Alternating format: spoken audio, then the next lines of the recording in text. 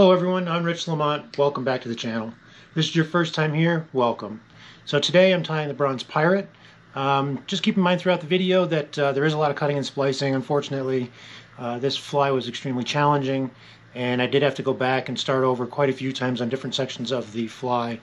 I tried to leave some of it in there as best I could, but it would have been, several hours of you guys just watching me going back and fiddling with feathers, and so for time's sake, I had to shorten it. But I really hope you guys enjoy this fly. I learned a lot from it, and it turned out absolutely beautiful. I couldn't be happier. So, hope you guys enjoy the video. Let's get into it.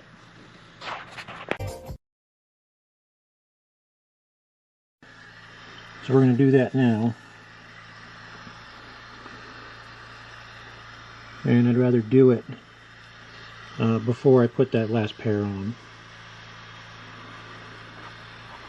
I'm sure someone out there is saying, well, no kidding.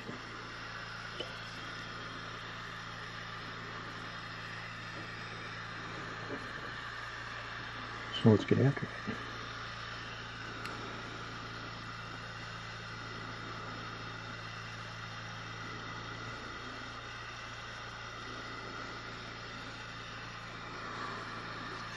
I don't know if this was the smartest way of doing this.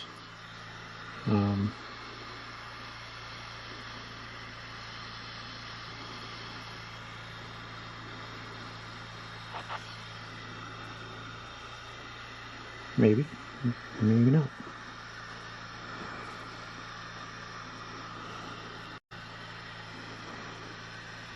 Kind of leaning towards the possibly not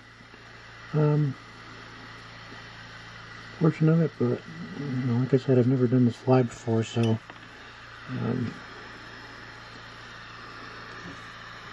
the do's and don'ts of it are completely new to me.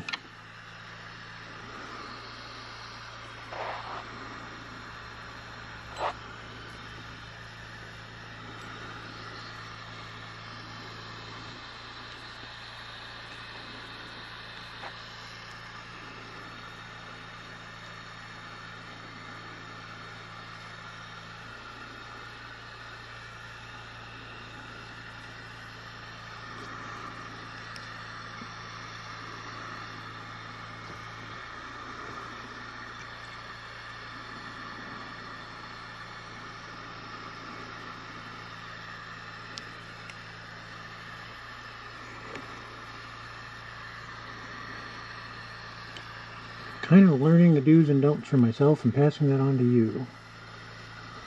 Any of you that have never tied this pattern and are looking to.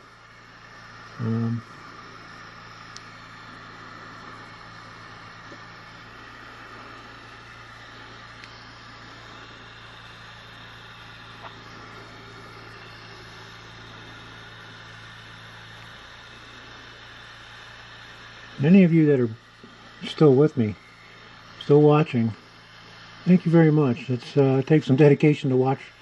It takes some dedication to watch this much.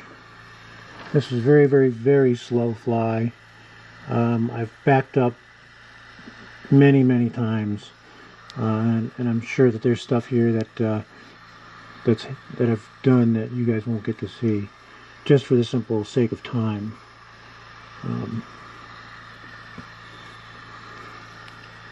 I think I set that tail 4 or 5 different times with other feathers first. I'm going to try, hopefully I left that in there for you, but we'll see where I'm at for time. But for those of you with a rickery toucan, not meant for this fly. I think a lot of times when you hear of toucan being in a recipe, it's either aerial toucan or sulfur-breasted toucan. That's just a personal thought of mine, judging from the use of the materials that I've used, and from what I've experienced. Color-wise, ease of use.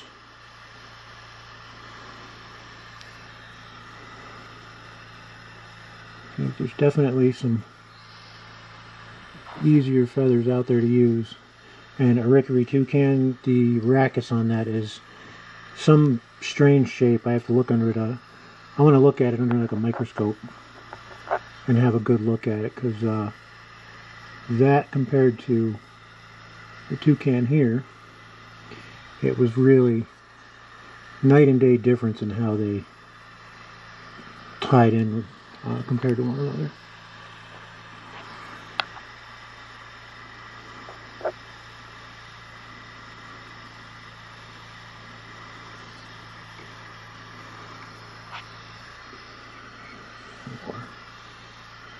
Get that.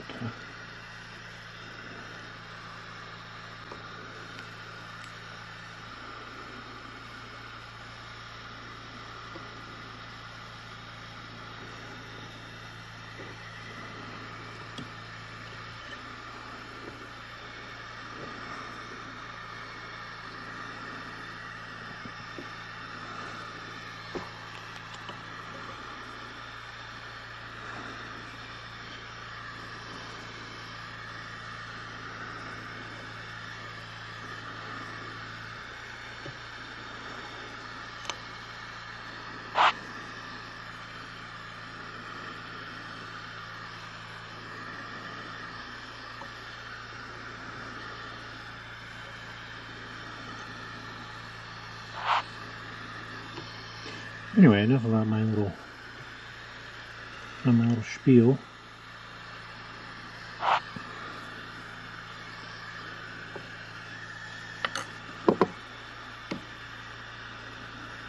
I have learned many, many, many new things with this fly.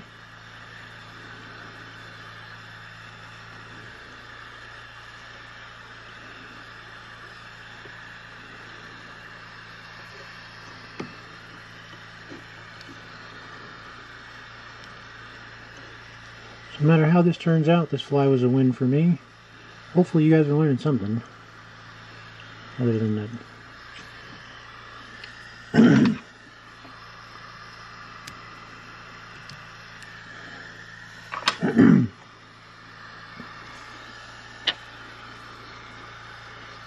can use our tweezers to just shift these a little bit, maybe.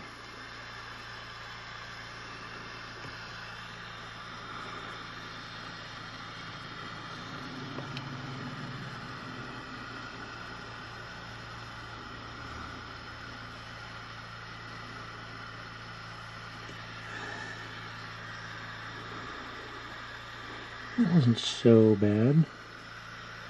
And now we're just going to go ahead and we're going to add the green crest feathers, and then we'll add the final two wings and work on the topping and hurl head.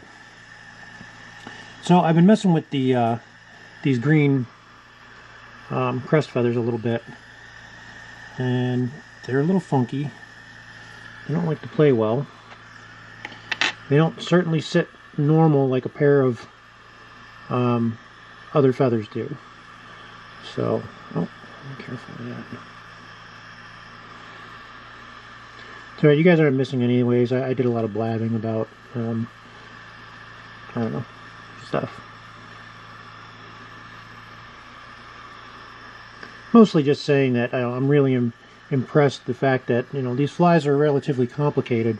Especially this one in particular, and I'm just really impressed with the fact that you know, these flies were created a couple hundred years, well, 150 years ago, and just how these men went about it. I'm trying to figure it out right here in front of you guys, so yeah, I'm just kind of winging it, but I'm just impressed with how they did it and the fact that they were able to invent such patterns. All right, so basically I'm just going to put this between that one pair and use that to hold those together while I tie it in, and then hopefully putting the other pair on will help keep them in place.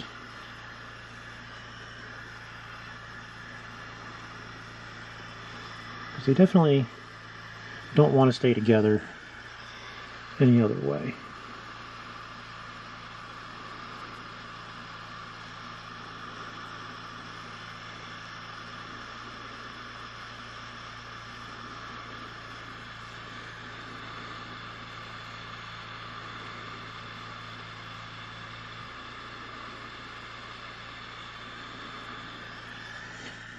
Alright, so those are on.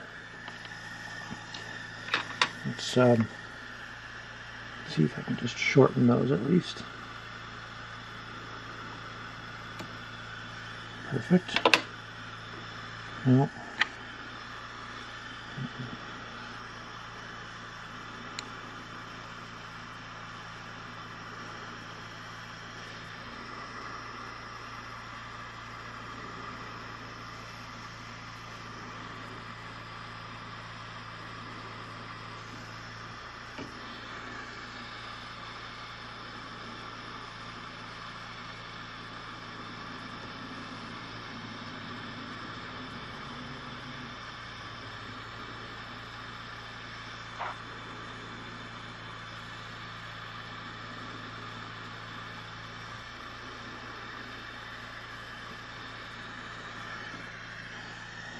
there. Now let's get our lower pair on first. Of course, they're going to fall out. Let's get the lower pair on quick.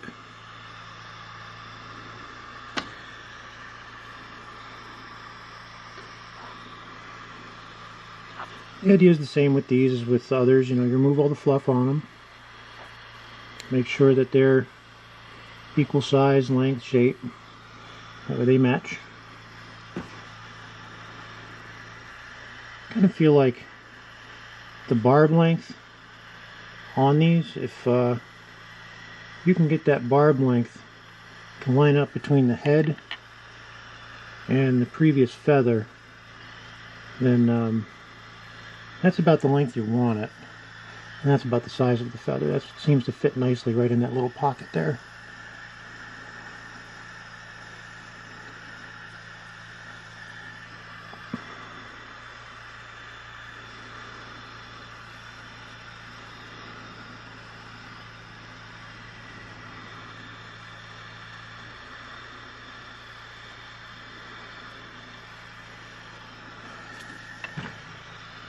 And of course, we'll separate these.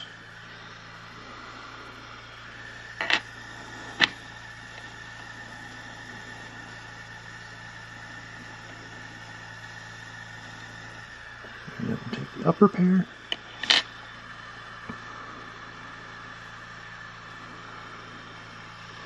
And these we want to get kind of one on either side of those if we can.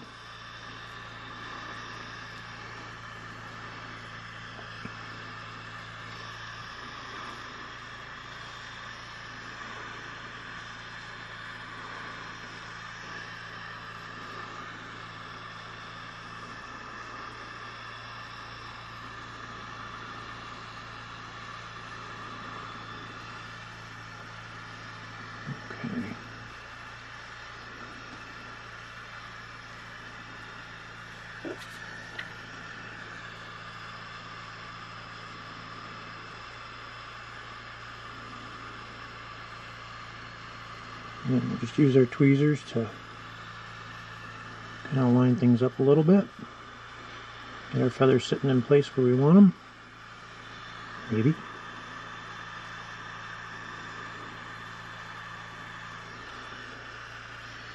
Maybe.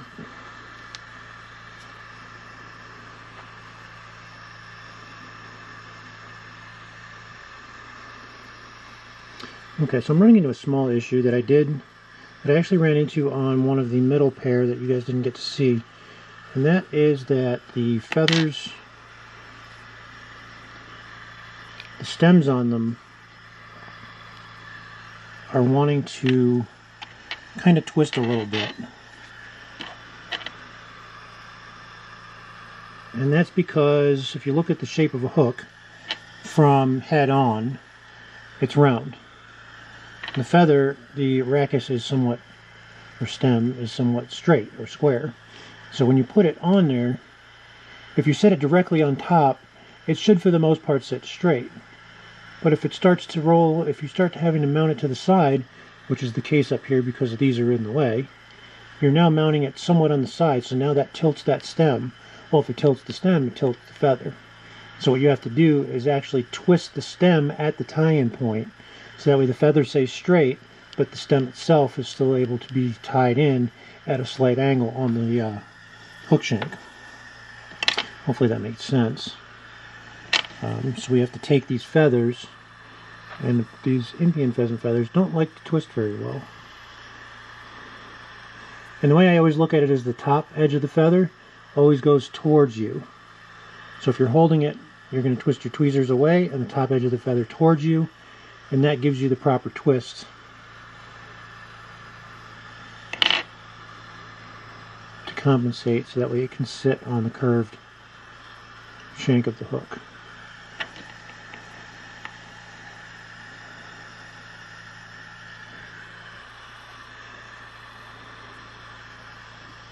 So now this one here, being the near side feather, that's going to get twisted the top inward, away from you.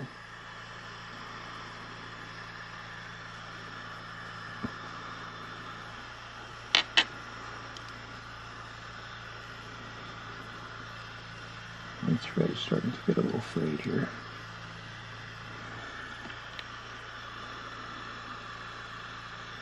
I think it's when I pinched it earlier.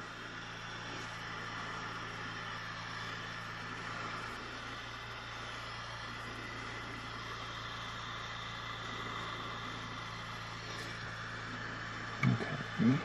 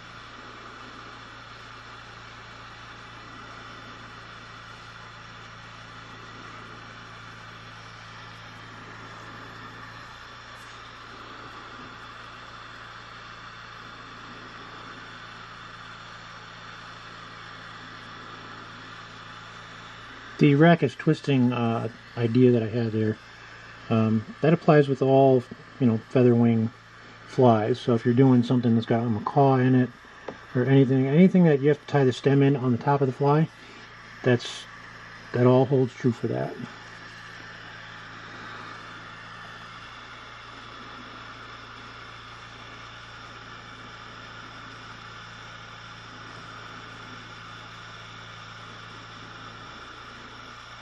I've learned lots of new things tying this fly, I can assure you that. That wasn't necessarily one of them, but I've definitely learned a lot of tips. A lot of different things in this one. Quite a bit I've learned about Indian pheasant in general. Learned a few things about toucan. So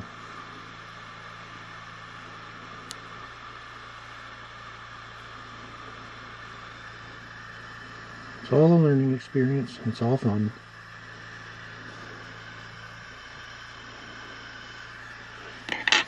Okay, so now we've got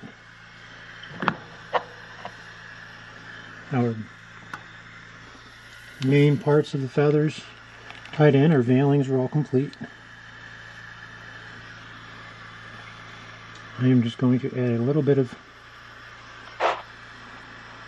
something here to hold that in, just to kind of get things to stay a little bit more. And then once that's set up a little more, then we'll go ahead and we'll get our toppings in. I'm going to go get those right now, and I'll see you guys back here in just a couple of minutes. Okay, here we are. Welcome back to this wonderful bronze pirate. So I've got one of my toppings here. Recipe calls for 2. So I've got one that I shaped. I did this before tying the fly. I actually soaked it and then laid it out with a needle, and so we're going to set that one on here. and then we'll find a longer, slightly longer one to go on top.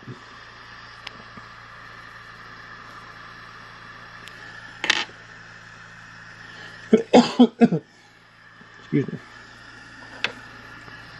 Alright, so I'm going to trim away these little pieces here down along the stem.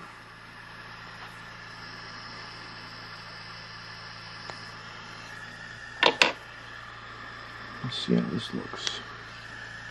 So let me clear this other stuff out of here too.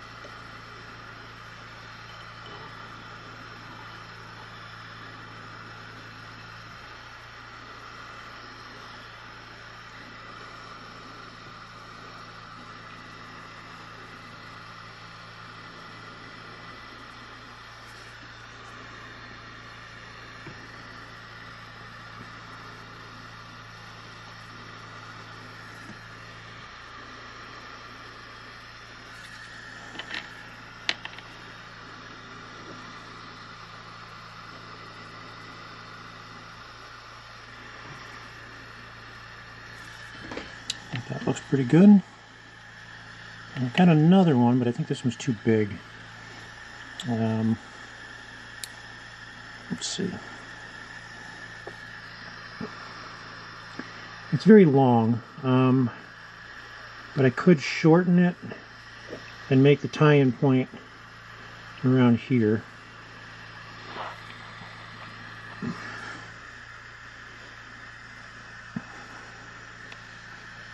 Give it a shot and see. Can I make it work?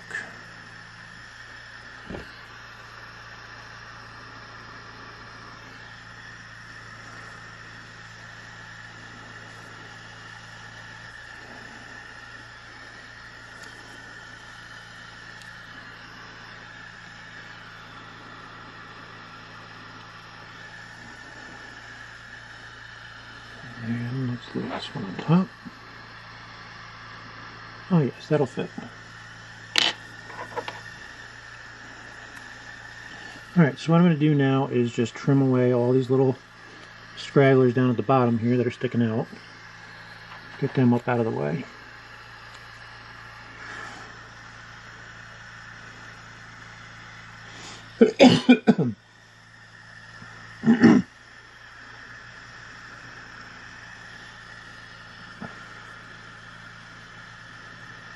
I know that coughing is very loud. I sincerely apologize.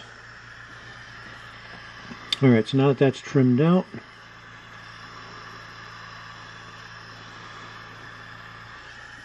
can see that'll tuck in there nicely, I think.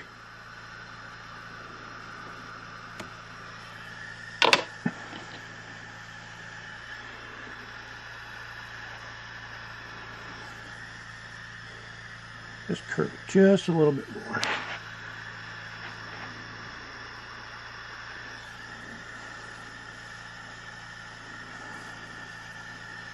And we'll just shorten it a little bit more.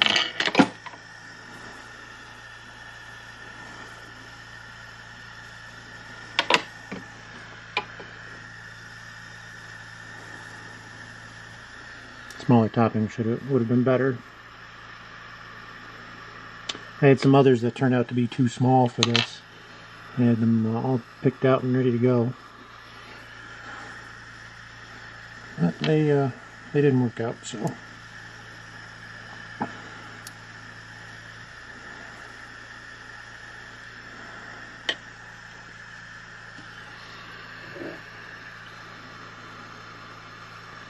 I had to kind of improvise, and like I said, this fly's been going on since Friday. And today is Monday. Now, I didn't do much over the weekend with it. A little bit on Saturday evening, a little Sunday evening.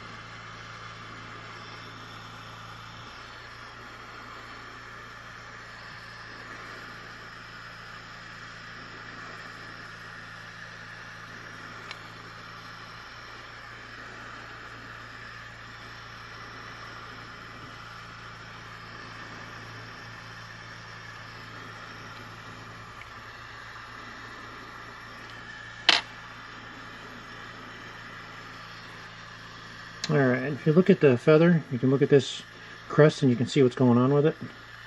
It's got a bit of a curvature to it. You can change that. Just use your fingernail a little bit.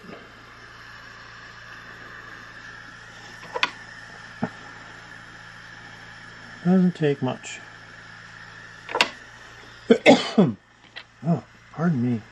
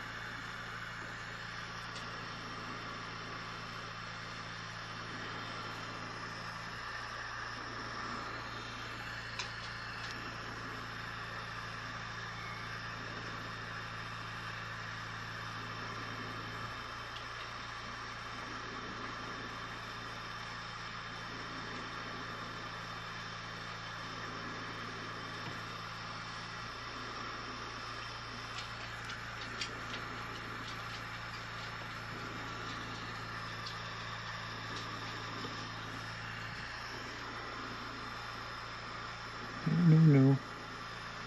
Back to where you were. That's better.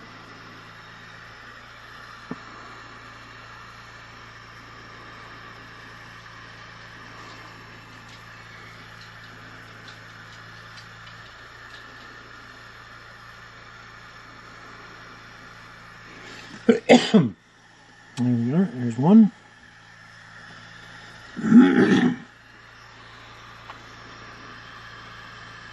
Yeah, just got to get this other one to stay on there.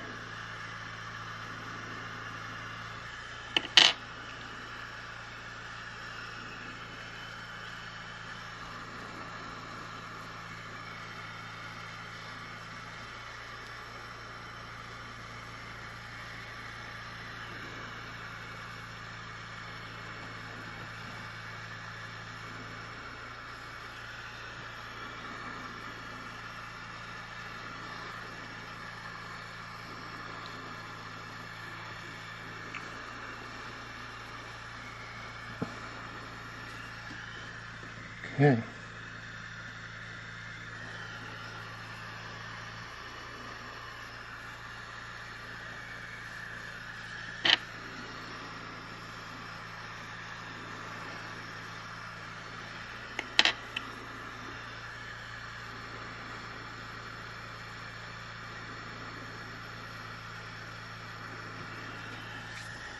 Now we can proceed and create the wool head, or excuse me, the hurl head.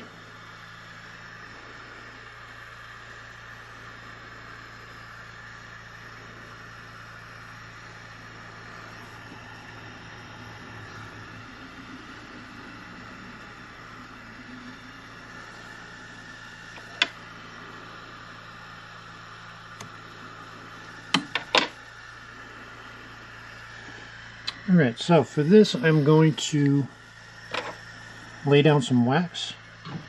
Let me get my hurl selected here first.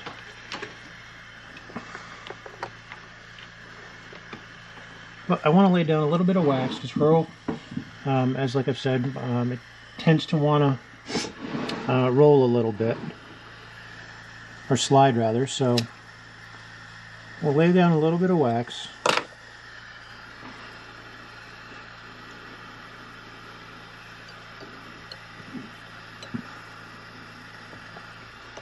Make it so the base won't, underneath everything, won't slide so much. And then we're going to go back and do a normal hurl head, a typical hurl head.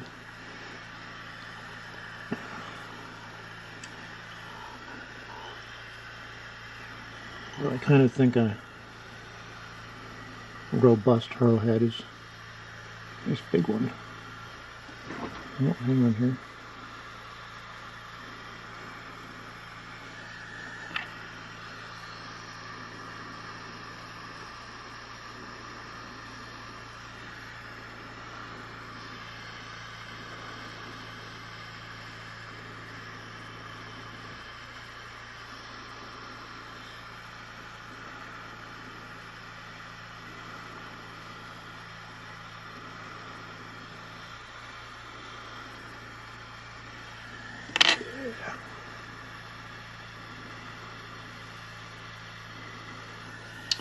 Wax is also a good way to help kind of smooth out the surface too for the hurl head. Just use my cauterizer to clean things up a little.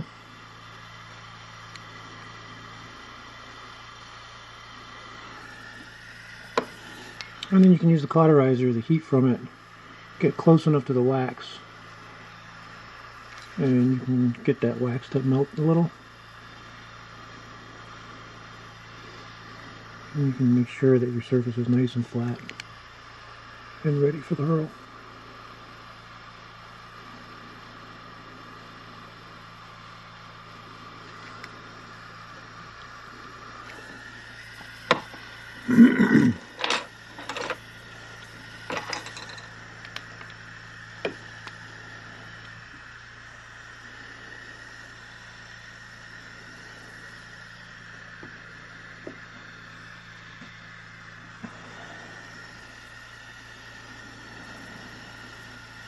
I'm going to switch over to black thread before finishing this up.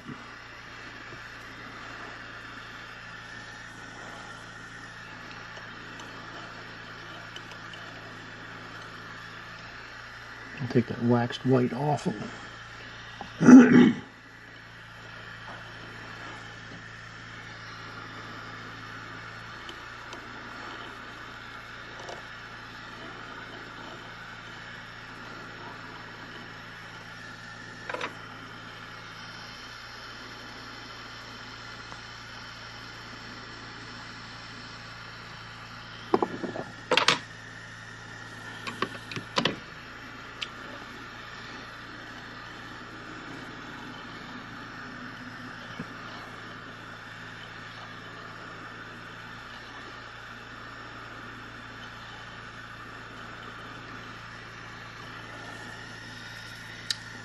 Okay, back to the wax. I just wanted to make sure that if there's any thread that shows it, that there's a black base under it. Not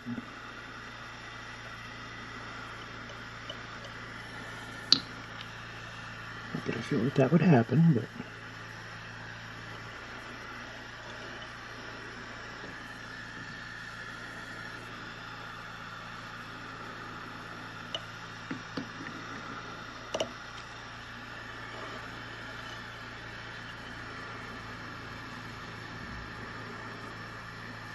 Okay. So now for the hurl head, I'm going to use some UTC 70. You can use whatever you like, really. I'm just grabbing it because it's what I've got available. And you're going to take that and break off about a foot of it. You're then going to just take it from the underside here and tie it onto the underside of the fly, the underside of the head. Oh, come on. Don't fight me. And tie it on to the underside of the head, as close to the back of it as possible.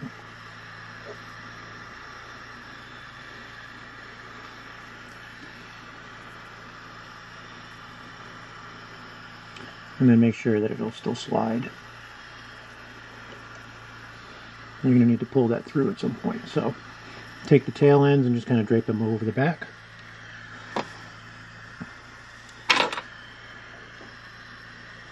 Find your piece of black hurl that you're going to use.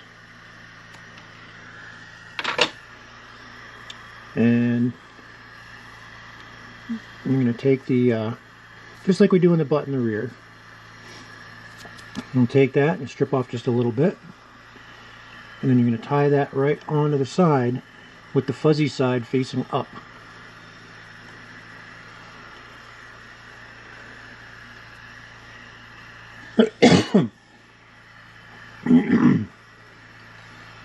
And then when you leave your bobbin hanging, leave it hanging off the rearward edge of the head.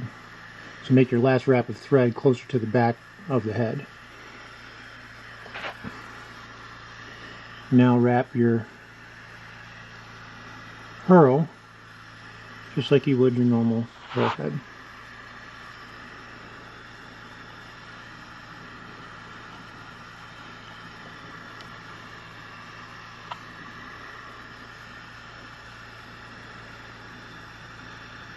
And try and get one more.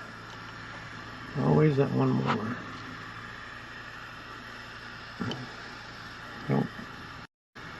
Come on. Nope. I don't. Oh, shoot. Don't know if I'll get that one more wrap. Let's try one more time.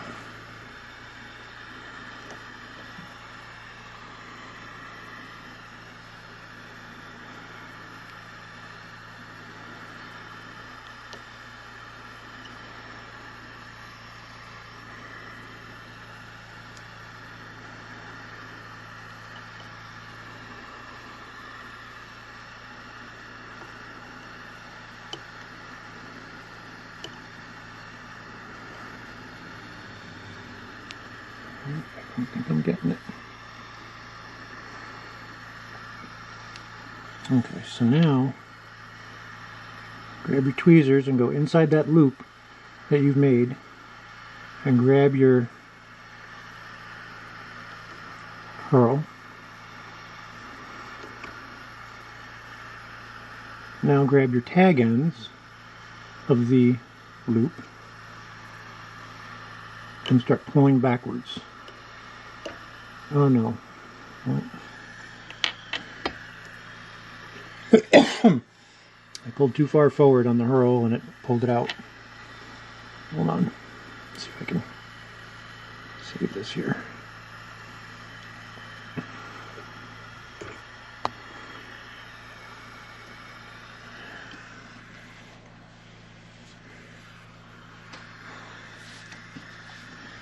Okay. One more time.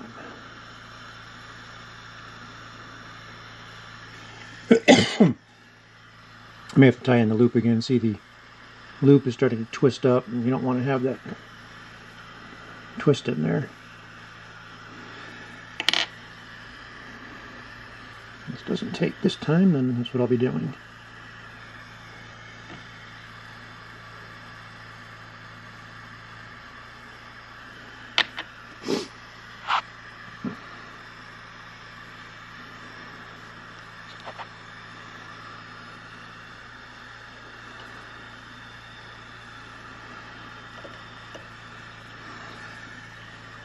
Alright, so we'll be just trying this again here.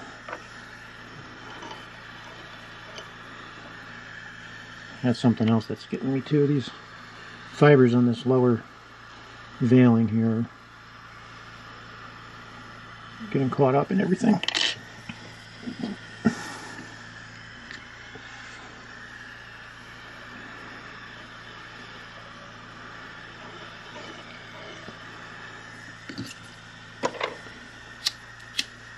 Re-wax the thread a little bit. I know the wax seems ridiculous. It's very cold in here, and this wax is actually getting hard, and my fingers are very cold, so I can't use my fingers to warm up the wax.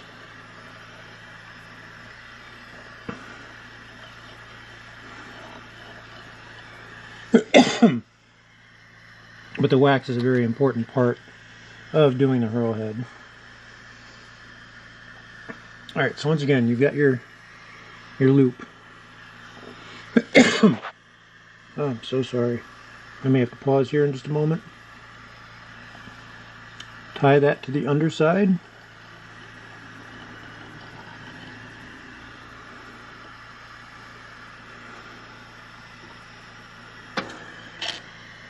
Grab your hurl.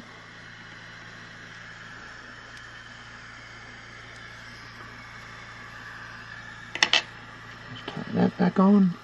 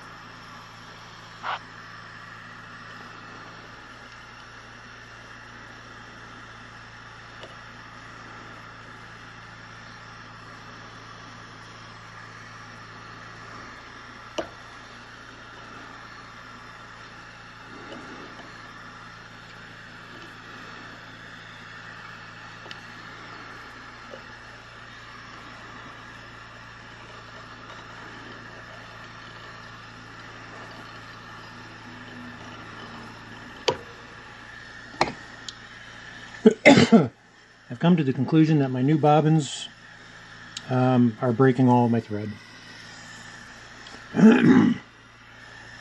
Every time I switch over to these new bobbins, that's all I get is broken thread. I'm thinking it was me, but I just went through a whole fly without doing it, and I just used this bobbin again, and sure enough, here there's a broken thread.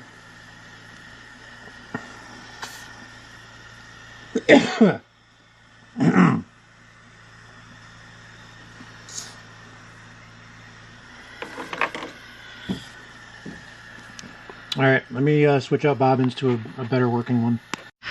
Alright, so I switched out my bobbin. I think I've got my coughing under control. So now we're going to go back and tie this loop back in again.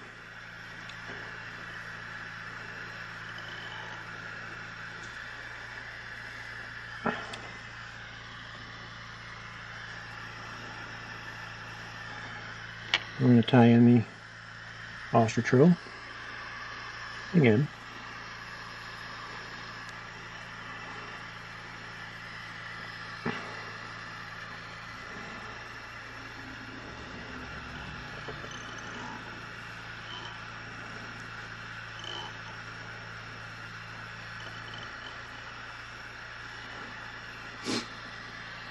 All right, and then see if I can get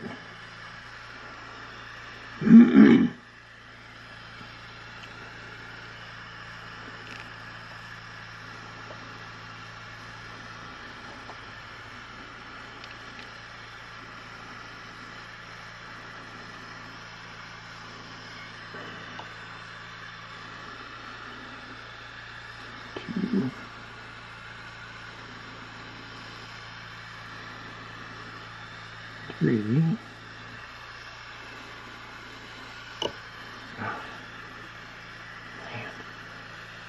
A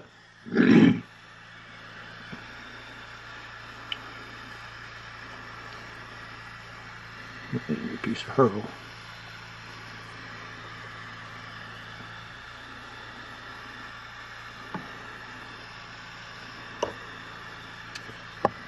As you can see, it's also sliding. I didn't re-wax the new thread that I just put on there.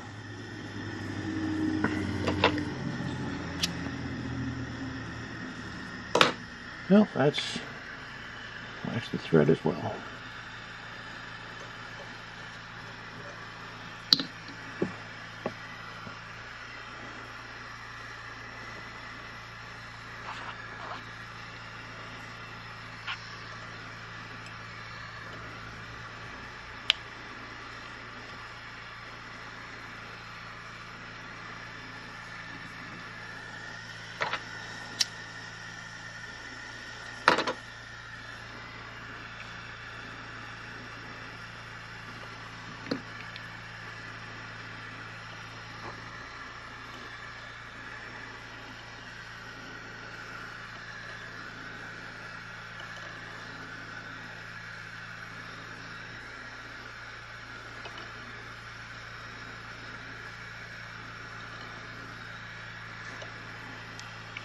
Alright, let's try this one more time.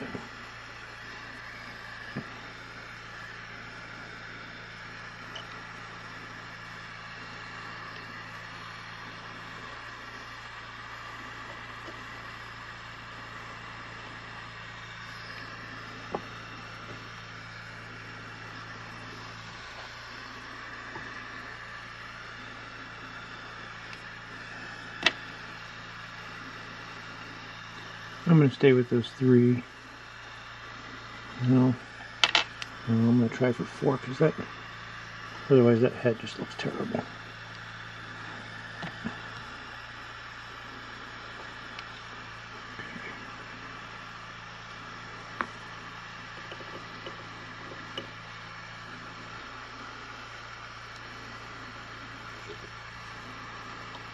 And then we'll just pull on this a little bit more.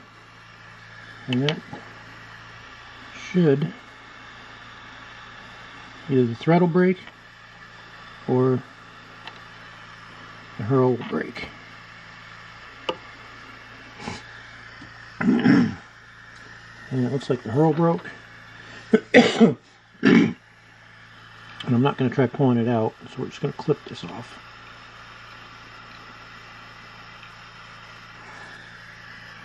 And then we can clip our thread as well. Now it's just a little bit of fine tuning. I'm going to add a small thin coat of varnish to the head.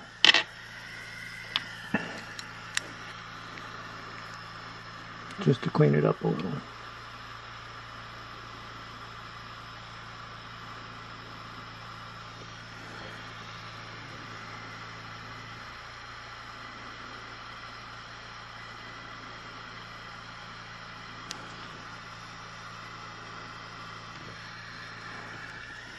I'll do that off camera.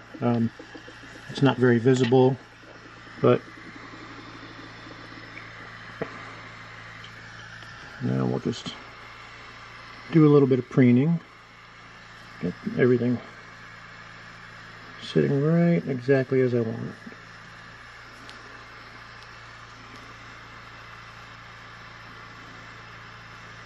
And while we do that, I can go through my closing spiel. If you guys enjoy this video, leave a thumbs up. Leaving leaving a like, leaving some comments, interactions with the channel lets me know I'm doing the right thing. Lets me know that you guys enjoy the content that I'm making for you, and lets me know also what it is that you guys like to see, what I'm doing. If you enjoy it, if you don't enjoy it. I've had a few gentlemen reach out to me recently and give me some pretty useful info and some stuff that I didn't even know. And there's a lot that I don't know. So, by all means, if there's anything you guys want to share, reach out. Leave it in the comment section so other people can see it.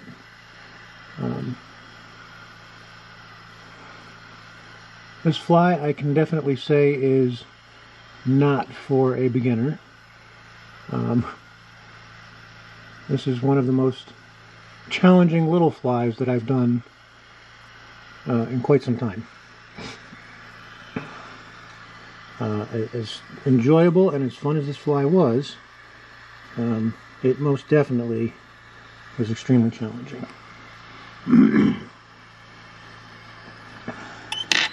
And it tested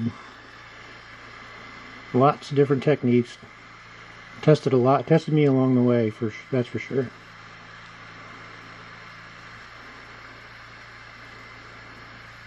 You know, if you guys, if you got any friends or family that, you know, want to get into salmon flies, or they just like the artsy stuff, send them over to the channel. Have them check it out. You know, if they're interested in salmon flies, have them check it out.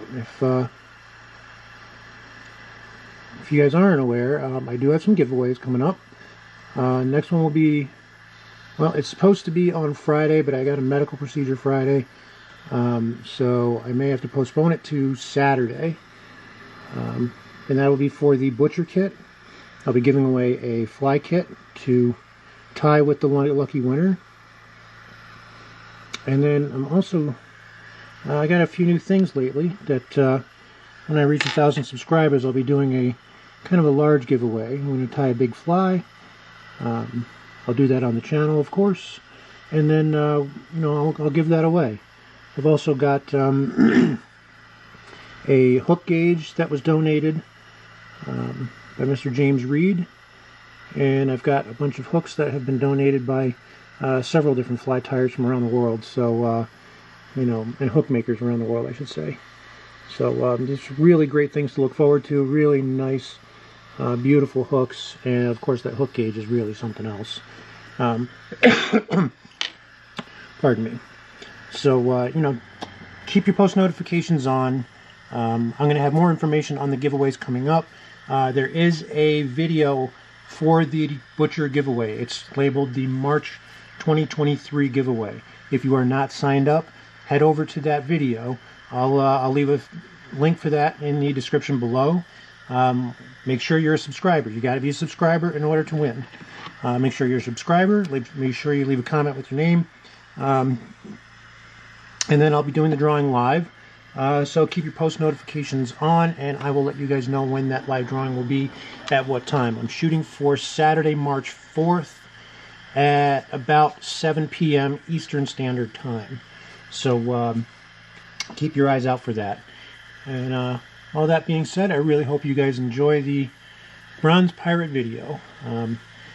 I really enjoyed this fly. It really is a beautiful little pattern.